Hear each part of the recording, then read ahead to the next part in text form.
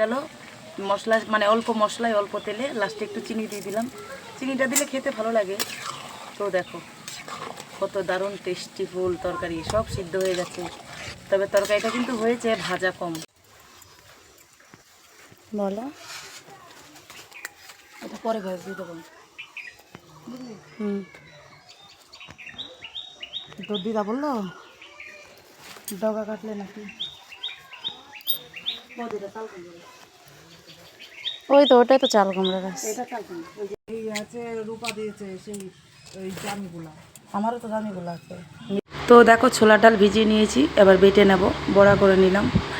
তো দেখো একটু হলুদ লবণ একটু লঙ্কা গুঁড়ো দিয়ে মাখিয়ে নেব, মাখিয়ে নিয়ে তারপর তার আগে আমি কয়েকটা কাঁকরোল ভাজা করে নিচ্ছি।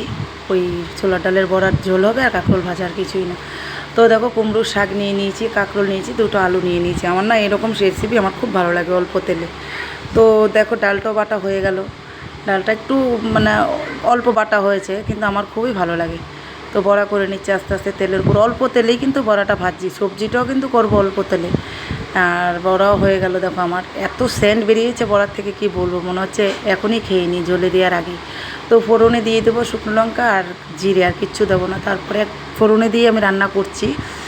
তো দেখো এখানে আদা জিরে কাঁচা লঙ্কা বাটা দিয়ে দিলাম, আর কিছু মশলা দেবো না। দিয়ে আমি যে ডালটা ভিজিয়েছি, যে বাটিটা মানে ডাল বাটা রেখেছি, ওই বাটিটা ধুয়ে বাটা সহকারে একটু ছিল বাটা লেগেছিলো, ওই জলটা দিয়ে দিলাম।